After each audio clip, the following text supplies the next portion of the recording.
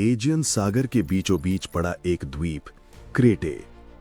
ये सिर्फ एक जमीन का टुकड़ा नहीं था, बल्कि लगभग 4000 साल पहले एक उन्नत सभ्यता का पालना था, मिनोवंस। वे सभ्यता जिसने समुद्र पर राज किया।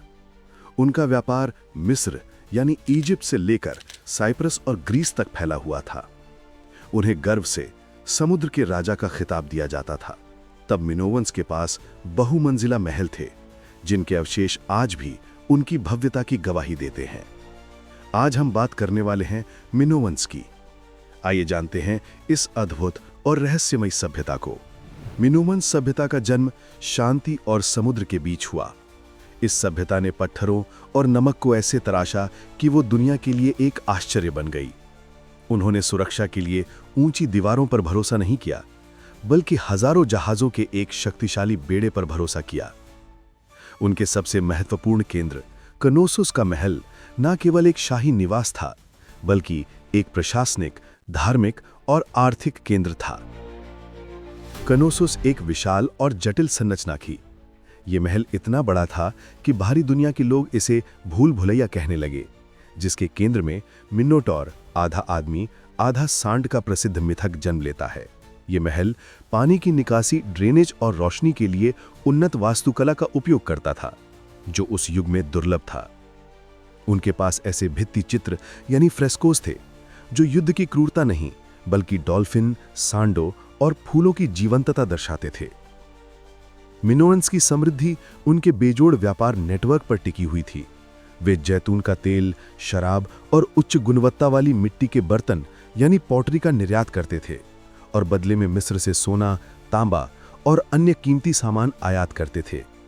ये वो सभ्यता थी जिसने अपनी कला और व्यापार के माध्यम से एजियन सभ्यता का स्वर्ण युग शुरू किया था। मिनोवन समाज अपनी कला और प्रगतिशीलता के लिए प्रसिद्ध था। अन्य प्राचीन समाजों के विपरीत मिनोवन भित्ति चित्रों में महिलाओं को प्रमुख और सम्मानजनक स्थानों पर दर्शाया गया है। वे अनुष्ठानों में भाग लेती थीं और संभवतः समाज में एक शक्तिशाली भूमिका निभाती थीं। उनका धर्म भी अनूठा था। वे किसी क्रूर युद्ध देवता की बजाय पृथ्वी मां और पवित्र सांड की पूजा करते थे। उनका सबसे रोमांचक और खतरनाक अनुष्ठान था बुल लीपिंग। इसमें युवा एथलीट सांड को पकड़कर उसके सींगों पर कलाबाजी करते हुए उसकी पीठ पर से छलांग लगाते थे। ये केवल खेल नहीं, बल्कि साहस और धर्म का प्रतीक था। हालांकि उनकी लिपि, जिसे लीनियर ए कहा जाता है, आज भी रहस्य बनी हुई है। हम उनके राजाओं के नाम, उनकी शासन प्रणाली के विवरण और उनकी प्रार्थनाओं का सही अर्थ नहीं जान पाए हैं। वे इतिहास के पन्नों में एक आकर्षक पहेली बनकर रह गए हैं, जिनकी चुप्पी हमें उनकी कहानी को सिर्फ अंदाजों से ही जोड़ने पर मजबूर करती है। मिनोवंस शांति और समृद्धि के शिखर पर थे। वे किसी बाहरी दुश्मन से नहीं हारे, बल्कि ऐसी शक्ति से हारे जिसे कोई भी सभ्यता नहीं जीत सकती, प्रकृति।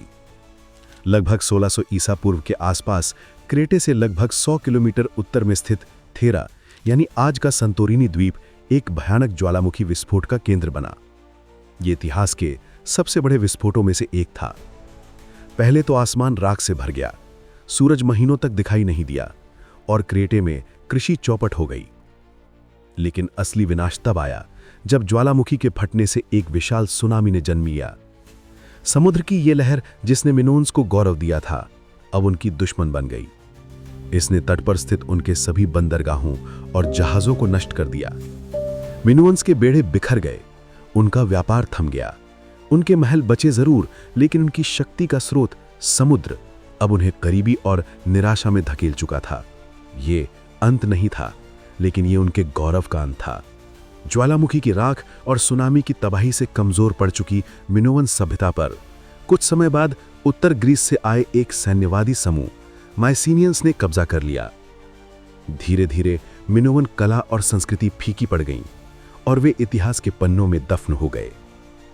आज जब हम कनोसोस के खंडरों को देखते हैं, तो हम उस सभ्यता को याद करते हैं जिसने दीवारों के बिना जीना सीखा, जिसने कला और जीवन को पूजा, और जो इस बात की स्थायी चेतावनी है कि प्रकृति की शक्ति के सामने कोई भी सभ्यता हमेशा के लिए अजय नहीं रह सकती। मिनोवंस की कहानी समुद्र की गहराइयों में गूंजती रहेगी। शांति, समृद्धि और अचानक विनाश की एक शानदार गाथा।